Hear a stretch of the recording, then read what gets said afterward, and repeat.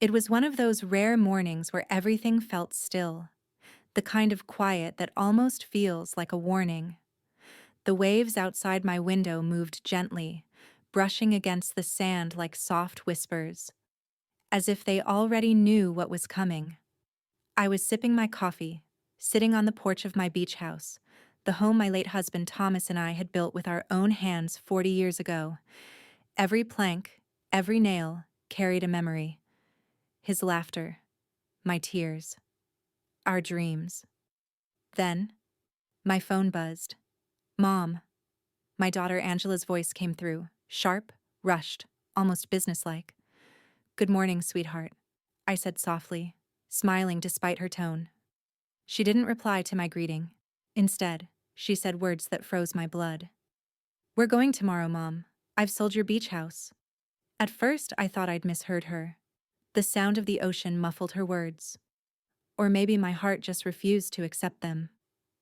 "What? What did you say?" I whispered. "I sold the house. The one by the beach. It's already done. The buyer's agent came by yesterday. You'll get a small share from the sale, but you'll need to pack up. We're leaving tomorrow morning." My coffee cup slipped from my hands and shattered on the porch floor. The warm liquid spread across the wood, soaking into the cracks like blood into a wound. "Angela, you can't just—" She cut me off. "Mom, please. It's too much for you to handle alone. You're old, the house is expensive to maintain, and honestly, it's time to move on. Dad's been gone for 10 years. You need a change." I wanted to scream, to cry, to tell her that this house wasn't just a piece of property, it was my heart. But I stayed quiet. My voice betrayed me. And then she added the final blow. "Don't worry, Mom, I already sold your car too. It's for the best." The line went dead. The ocean's whisper suddenly sounded like roaring thunder. I sat there for a long time, staring at the horizon. My daughter, my only child, had sold the last piece of the life her father and I had built. She didn't even ask. For her, it was a transaction. For me, it was a funeral. But what Angela didn't know was that this house carried a secret, something Thomas had left behind, not in plain sight, but hidden deep within these walls. And in that moment, as I sat there trembling, I realized something powerful. Maybe this wasn't the end. Maybe it was the beginning. That night, I couldn't sleep. The sound of the waves that once comforted me now felt like accusations. "You trusted her. You gave her everything. And she took it all." I walked through the house, each step echoing memories. The hallway still smelled faintly of Thomas's cologne. His old study door creaked just like it used to. On the wall hung the photo of us standing outside this house on the day we bought it. He had that boyish grin, and I had my head on his shoulder. I ran my fingers across the frame and whispered, "Thomas, she sold our dream."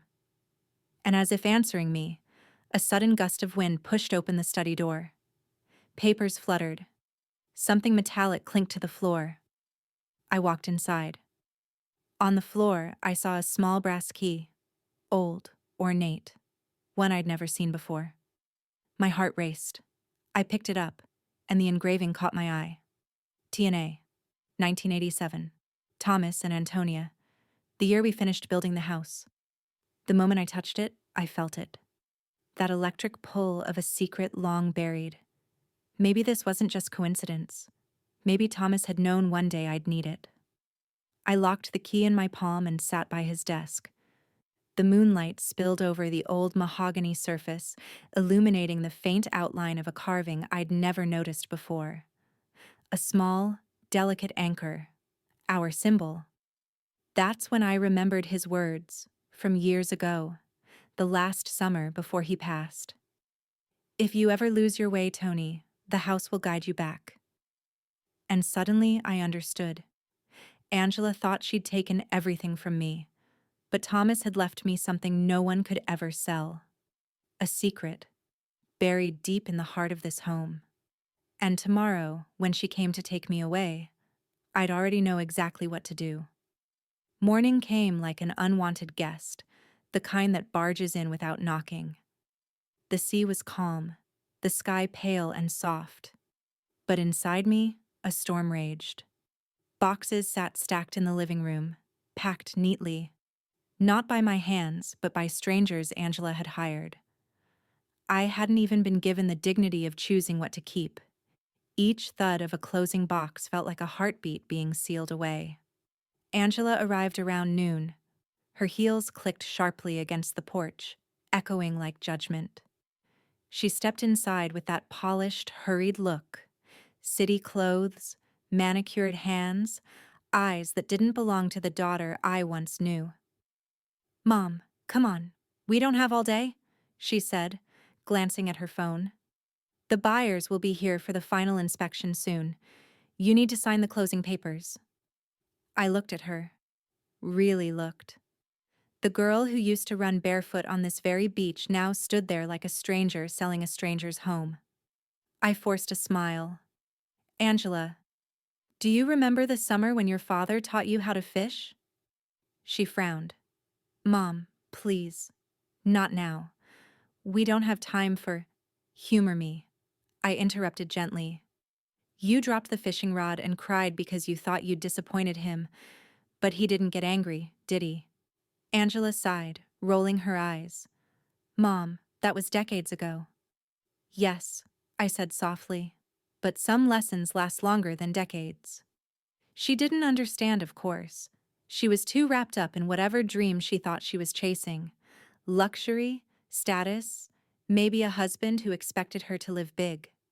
As she turned to leave the room, I noticed her purse hanging open.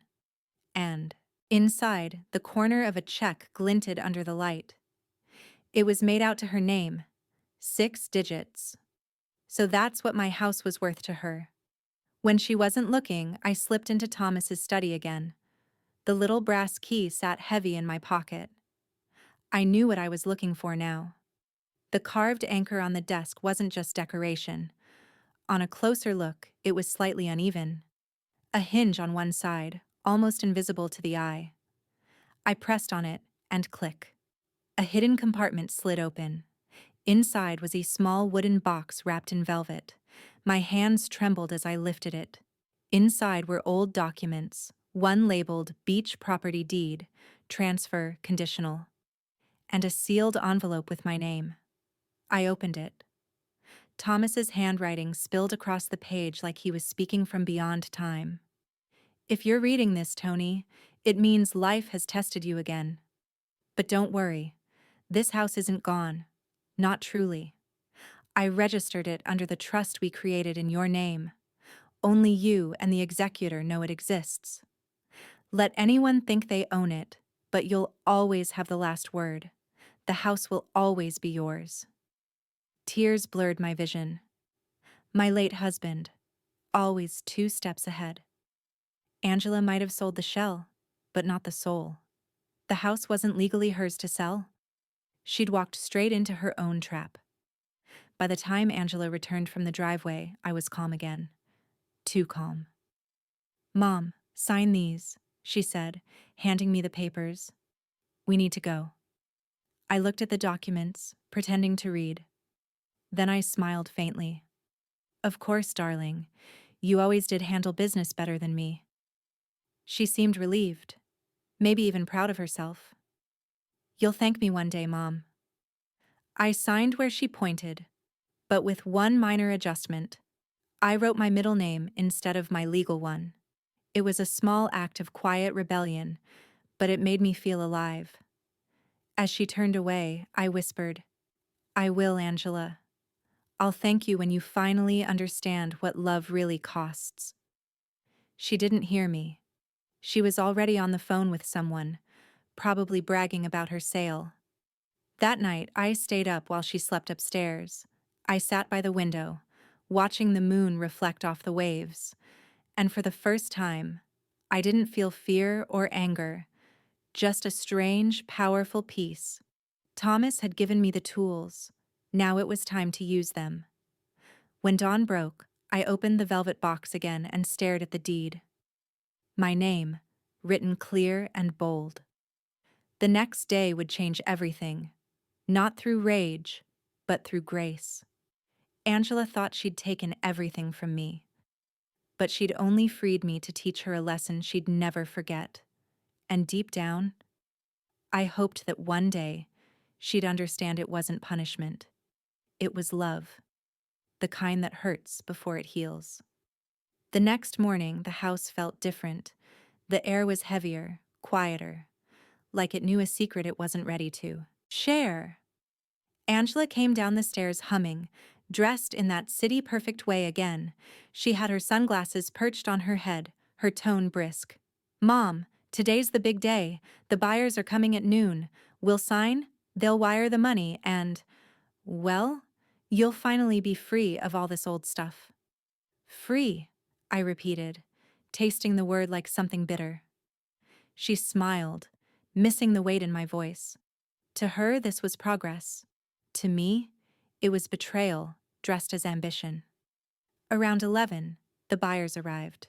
A young couple from out of town. They looked around, admiring the beach view, the old oak floors, the paintings Thomas and I had chosen together. Angela was glowing, showing them everything like she was the proud owner. She had no idea how wrong she was. When the realtor placed the final contract on the table, I stood quietly near the window, watching the tide pull and retreat. Just as life does when it's about to change. "Mrs. Lewis," the realtor said politely, "we just need your confirmation of ownership here." Angela jumped in, smiling too wide. "Oh, that's me. I've handled all the paperwork." But then the realtor frowned. "I'm sorry. The title record we pulled shows the property under a family trust, a Tony Lewis estate trust." Angela blinked. "That can't be right. I have the deed right here." The realtor nodded, glancing at her file. "Yes, but this document isn't valid. It wasn't signed under the legal title holder's name. It says, Antonia M. Lewis." Angela froze, her lips parted slightly. She turned to me, pale, confused. "Mom, why does it say that? Did you—" I met her eyes steadily. "That's my middle name, Angela. You told me to sign, and I did. You just never asked which name." The silence that followed was like the moment before a thunderstorm. Heavy, charged, unstoppable. Angela's voice trembled. "You tricked me?" "No," I said softly. "You tricked yourself. You thought love was something you could sell. But this house? It isn't a building, Angela. It's a memory made solid. It's your father's laughter in the walls, your childhood in the sand outside. You can't sell what doesn't belong to you." Her hand shook as she gripped the contract.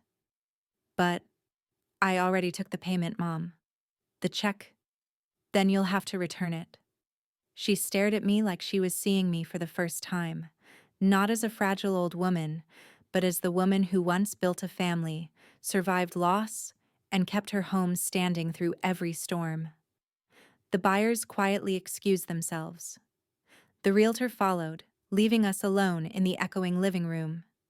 Angela sank into a chair, her voice breaking. I thought you didn't care anymore. You stopped visiting, you stopped calling. I thought the house was just another thing you were holding on to because you couldn't move on." I knelt beside her, placing a hand over hers. "Angela, I never stopped caring. I just didn't know how to reach the woman my daughter became." Her eyes filled with tears, mascara tracing black rivers down her cheeks. "I was trying to fix things, Mom, to give us both a fresh start." I smiled gently. "You can't fix what isn't broken, sweetheart. You just have to remember where home really is." Outside, the ocean roared softly, carrying away the tension, the anger, and maybe, just maybe, the years of distance between us. Angela buried her face in her hands. "I've made such a mess." I looked out the window again, watching the waves roll in. "No, darling, you've just made a choice, and choices can always be changed. But just as the air began to lighten, my phone buzzed. A message appeared from an unknown number. Mrs. Lewis, this is about your daughter's loan. She used your property as collateral. We need to talk immediately. I froze. My heart sank. The house wasn't the only thing Angela had sold. The message burned into my mind like fire. Collateral? Loan? My fingers trembled as I dialed the number back. The voice on the other end was calm. Too calm. Mrs. Lewis, this is Richard from Sterling Finance. Your daughter, Angela Lewis, has a loan outstanding of $280,000. It was secured using the deed to your beach property. We've been informed the house was being sold, so we need confirmation before proceeding with foreclosure. Foreclosure. The word hit me harder than anything Angela had ever said. I swallowed hard. Mr. Richard, the property is in a trust. My daughter had no right. He cut me off gently. Then you may want to speak to your attorney quickly. If she provided false ownership documents, that's a criminal matter. The call ended, leaving me standing in silence. The waves outside still whispered against the sand, indifferent to the chaos inside my chest. Angela was still sitting on the couch when I turned to her.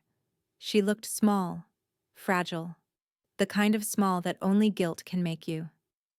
Angela, I said, my voice steady but low, how long have you been hiding this? Tears welled in her eyes instantly. Mom, please, I didn't mean for it to go this far. I needed the money to keep my business alive. After the divorce, after Dad passed, everything started falling apart. I thought I could fix it before you found out. I stood there, caught between anger and heartbreak. She wasn't a villain. She was a lost child in an adult's body, desperately patching her life with paper lies. You used our home as collateral, I whispered. You risked the only thing we had left of your father. Her voice cracked. I thought I'd pay it back. I was sure I could. I closed my eyes for a moment. I could almost hear Thomas, calm, kind, the man who always believed in grace over fury. And suddenly, I knew what I had to do. That night, after Angela went to bed, I went to my study, the small room that overlooked the ocean. Inside my desk drawer, beneath the old letters and photo albums, I pulled out a worn leather folder. Thomas's handwriting was still neat and steady on the front. For Antonia, in case of storms. My hands shook as I opened it. Inside was a series of documents I'd almost forgotten about. Investment papers, an offshore account, and a sealed envelope. When I opened the envelope, I found a note written in his familiar looping script. If you're reading this, my love, then something has gone wrong. The house isn't just a home, it's security, it's legacy, and it's protected. From everyone, even those we love. The trust cannot be sold or borrowed against without your signature and your forgiveness. My breath caught. Forgiveness. He had tied the legality of the estate to an emotional clause. The trust was designed to remain active only if I chose to forgive any betrayal linked to it. It was as if he'd known this day would come. The next morning, I called our old lawyer, Mr. Bennett. He was in his 80s now, his voice gravelly but sharp as ever. Antonia. My goodness, it's been years. How's the ocean treating you? I need your help, I said simply. My daughter used the beach house for a loan, but the trust Thomas created, it has a clause. There was a pause. Ah, yes. I remember. Thomas insisted on it. A forgiveness clause. He said the house would remain yours unless you chose anger over grace. My throat tightened. So if I forgive her... He smiled softly through the phone. Then the trust holds firm. The bank can't touch it. The loan becomes void, legally unenforceable. Thomas built protection through your heart. That evening, Angela walked in holding her phone, her face pale. Mom, they're threatening to sue. I don't know what to do. I looked up at her and said quietly, "You don't have to do anything. It's already done." She frowned. "What do you mean?" "I forgave you, Angela." She blinked, tears pooling again. "You... what?" "I forgave you. And by doing so, the house stays ours. The debt dies with the forgiveness. Your father made sure of that." She covered her mouth, shaking.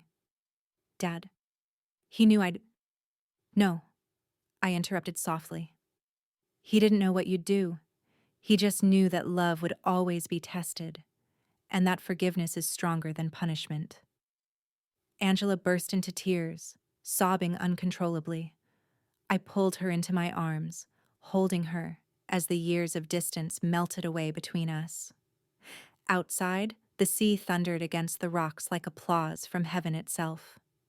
Later that night, when she'd fallen asleep on the couch, I walked out to the porch. The moonlight shimmered on the water, silver and endless. I whispered into the waves, "You were right, Thomas. Sometimes the hardest. Justice isn't revenge, it's mercy." But deep down, I knew there was still one last secret left to uncover, one more truth about what Thomas had hidden inside that beach house. And soon, it would come to light. The next morning, the storm rolled in. Gray clouds swallowed the horizon, and the waves crashed harder than I'd heard in years. The air felt charged, like the ocean itself was holding its breath, waiting for the truth to surface. Angela was in the kitchen, making coffee, her eyes red from crying. She'd barely slept. We hadn't spoken much since last night's revelation. She kept glancing at me, as if afraid I'd change my mind and take back my forgiveness. But forgiveness doesn't work that way. Once you give it, it becomes part of who you are. I sat at the old oak table, tracing my fingers over its rough edges. "Angela," I said finally, "do you remember the hidden cellar in the East Wing?" She frowned. "The one Dad used for his tools?" I nodded. "There's something I need to show you." Her brow furrowed, but she followed me anyway. We crossed the creaking hallway, the smell of salt and wood filling the air. The small door was still there, almost invisible beneath a hanging rug. When I lifted it, a cold gust of air rose up from the narrow stairs below. Dust motes floated in the dim light. Angela hesitated.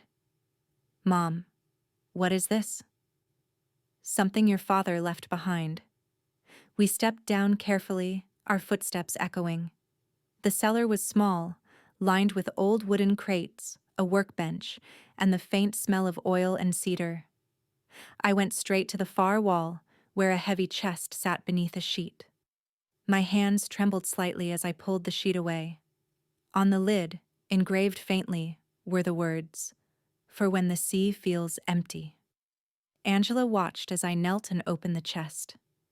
Inside were dozens of envelopes, each labeled with a year, each filled with letters, photos, and small keepsakes. A timeline of our family's life, preserved like buried treasure. Angela gasped softly. What is all this?" I smiled faintly. "Your father started writing to us after every summer. He said he wanted us to have proof of our happiest days, something to come back to when life felt too heavy." I handed her one of the envelopes. It was labeled Angela, age 10. She opened it carefully.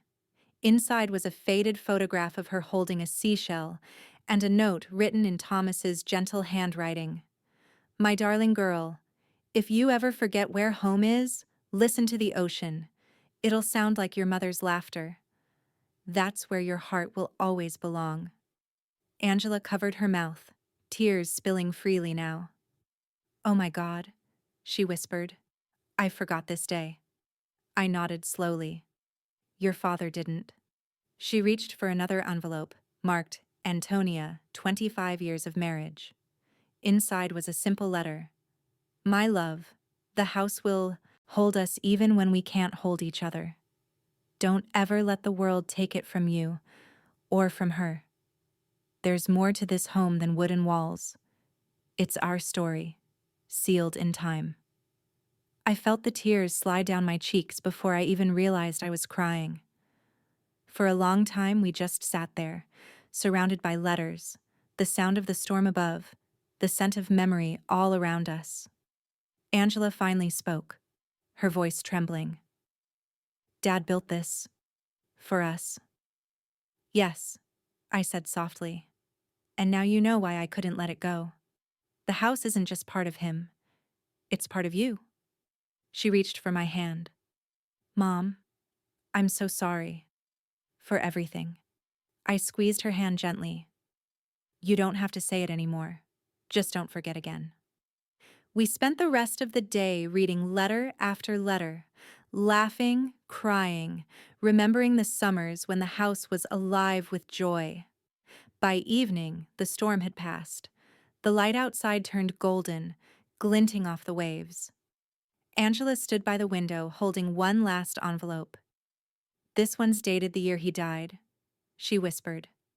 I felt my breath hitch. Read it. She opened it carefully and began. "If this is the last time you're both together in this house, remember? Endings are just the ocean pulling back before a new wave comes in. And if Angela ever tries to sell the beach house, tell her I'll come back to haunt her." Angela burst out laughing through her tears. I laughed too. The kind of laugh that comes after years of pain, soft and freeing. That night, as we locked the chest again, I whispered to Thomas's memory, "You did it, my love. You kept us together." Angela smiled faintly, placing her palm against the wooden wall. "Maybe we should fix the place up, Mom. Keep it, just like this." I nodded. "That's what your father would have wanted." The house groaned softly in the wind as if agreeing. And for the first time in years, it felt alive again. The morning after the storm, the beach looked brand new. The sky was washed clean, the sand smooth, as if nature itself had pressed restart. I stood on the porch with my coffee, watching the first rays of sunlight glimmer across the water. For the first time in years, the house felt alive again. Not haunted by echoes of what we'd lost, but breathing softly with what we'd found. Angela came outside wrapped in one of her father's old sweaters. It hung loose on her, sleeves too long, but it looked right, like the house had claimed her again. "Morning," she said quietly. "Morning," I replied, smiling. We didn't speak for a while. We just listened to the ocean. The sound Thomas had always said was God's heartbeat. After breakfast, we began cleaning the house, not the way people clean when they move out, but the way you clean when you're staying. Every drawer, every frame, every corner of dust felt like a small act of forgiveness. Angela found one of her old sand jars, little glass bottles we used to fill every summer with colored sand, each one labeled with a year. "Do you remember these?" she asked, holding one up. I laughed softly. "I remember you spilled half the beach trying to fill that first one." She smiled, and for a fleeting second, I saw my little girl again, the one who used to chase seagulls barefoot, her laughter rising above the tide. Later that afternoon, we went through the old letters again, cataloging them carefully. Angela paused on one envelope she hadn't opened the night before. It was smaller than the rest, sealed with red wax, and on the front, in Thomas's handwriting, were 3 simple words. For her future. Angela looked at me. "Mom, do you think he meant me?" I hesitated. "Open it." She broke the seal and unfolded the paper. Inside was a typed document, and a handwritten note clipped to it. "If the world ever feels too heavy, I left something that might help you find your own shore again. Trust May at the bank. She knows." Angela's brow furrowed. "May?" I felt a shiver run through me. May was our financial advisor years ago. She handled Thomas's estate after he passed. We drove into town that evening, the same drive we'd made 100 times before. Only this time, there was no tension in the car, just quiet anticipation. At the bank, the same brass plaque still gleamed, May and Cohen Trust Advisors. Inside, a woman in her 60s looked up from her desk, her silver hair pulled into a neat bun. When she saw me, her eyes widened. Antonia Lewis. My goodness, it's been forever. I smiled. Thomas left something for Angela. He said you'd know. She nodded slowly, standing. Yes. Yes, I remember. He made me promise I'd only release it when you both came together. Angela's eyes filled with curiosity. Release what? May disappeared into the back room and returned holding a small safe deposit box. She placed it on the desk between us. He called it the anchor, said it would keep your family grounded no matter what storms came. When she opened it, Angela gasped. Inside were 3 things. 1. A small brass key. 2. A folded map of the beach property. 3. A handwritten letter addressed to my girls. I took a deep breath and began to read aloud. My dearest Antonia and Angela, if you're reading this, then you've both weathered something that could have torn you apart. This key belongs to a small chest buried beneath the old oak tree behind the house, the one that never stopped growing, no matter how strong the storms got. Inside that chest, you'll find what's left of our savings. But more than that, you'll find a reminder that what's built on love can never be lost. The money is yours to do something new, something that keeps our story alive, build, heal, create. With all my love, Thomas. Angela stared at the letter, her lips trembling. Mom, he left us something to start over. I nodded, tears welling. Not just to start over, darling, to start together. That night we went home and stood beneath the old oak tree. The moonlight cast long silver shadows over the sand. We dug carefully, our hands working through the cool earth until the shovel hit something solid. A small chest, weathered but intact. When we opened it, the smell of cedar and sea salt filled the air. Inside was a stack of bills, a few gold coins, and another folded note. In Thomas's familiar handwriting. Don't spend it all in one place, unless that place feels like home. Angela laughed through her tears. He really never stopped taking care of us, did he? I smiled. No, sweetheart, he never did. The ocean whispered softly behind us, and for the first time in years, I didn't feel alone. That night, as Angela slept in her old room, I sat on the porch watching the tide roll in. The house, once a monument of pain, now felt like a promise kept. And for the first time since Thomas died, I whispered out loud, "Thank you, my love, for bringing her back to me." Morning sunlight spilled through the windows, painting the living room gold. The ocean outside shimmered like it was alive again, restless, sparkling, forgiving. I sat at the dining table with a cup of tea, staring at the map Thomas had left behind. The edges were worn, the ink fading, but his notes were clear. Little markings around the property with small comments. Sunlight perfect here. Keep the porch. Future space for guests. Angela came in, still sleepy, her hair a mess, but her eyes brighter than I'd seen in years. Couldn't sleep either? She asked. I smiled. No, your father's been talking all night in my head. She laughed softly. Mine too. We spread the map out on the table. The money he left wasn't a fortune, but it was enough to start something meaningful. Angela traced a finger over one note. He wanted a guest house here. Do you think he meant to rent it out? Maybe, I said. Or maybe he meant to build something that kept the house alive, something that brought people here, not took it away. She nodded slowly, eyes distant. You know, I've been thinking about the last few months, about how I lost myself trying to make money, chasing things that didn't matter. Her voice cracked slightly. Maybe we could make this place mean something again. For other people, too. I looked at her. What are you thinking? She hesitated. A retreat. For women like us. For mothers and daughters who forgot how to talk to each other. A place for forgiveness. Healing. Peace. My breath caught. It was exactly what Thomas would have wanted. That day, we started planning. Not just repairs. Renewal. We cleared out the old furniture, keeping only what had history in it. We painted walls, fixed doors, opened windows that hadn't seen sunlight in years. Every nail we hammered, every brushstroke we painted felt like a conversation with the past, a gentle thank you to the man who'd given us this chance. Neighbors stopped by, curious. Some offered to help.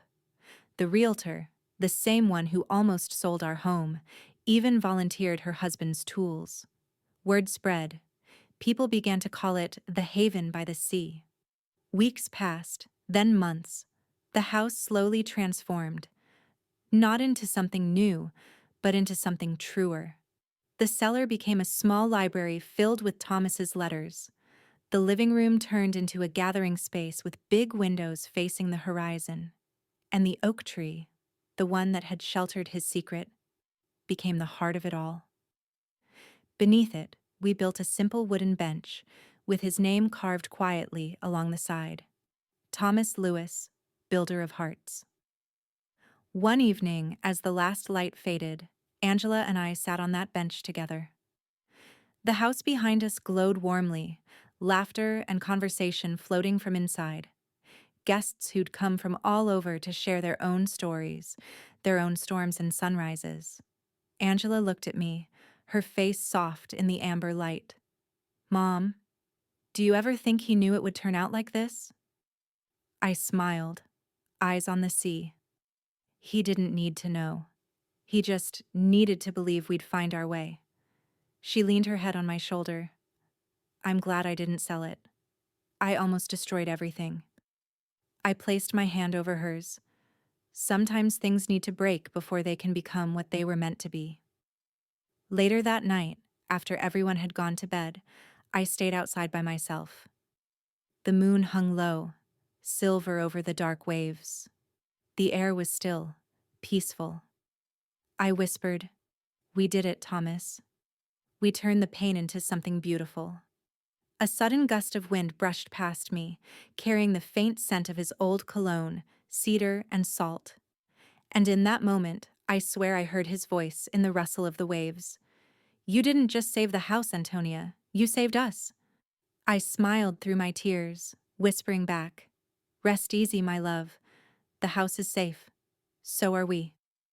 The ocean breathed softly in reply, and as the moonlight bathed the house in silver, I realized something profound. Some homes aren't just made of wood or stone. They're made of the people who refuse to let them die. And this one would live forever. You know, life has a strange way of testing our hearts before it blesses them. There was a time I thought losing the beach house meant losing the last piece of my husband, the laughter, the love, the years we built together brick by brick. But maybe it had to break so that we could heal.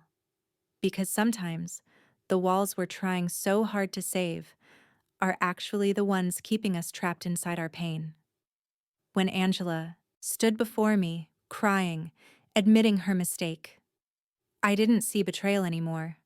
I saw my little girl, the one who used to run barefoot along this shore, holding seashells like treasures.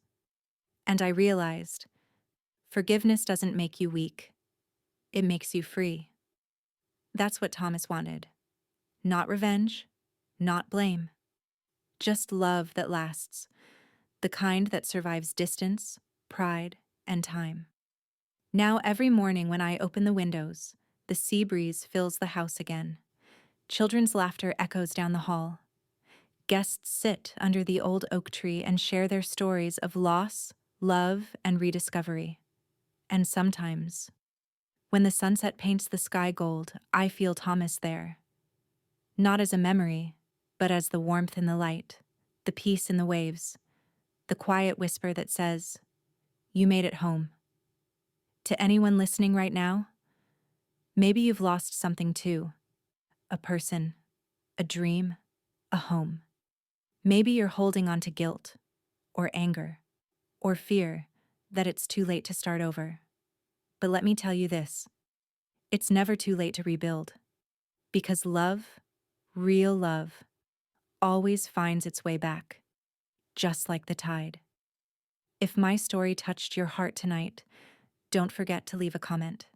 Tell me, what's something in your life that found its way back when you thought it was lost forever? And remember, my darlings, I'll be here again tomorrow with another story about hope, healing, and second chances. Until then, this is me, signing off with love.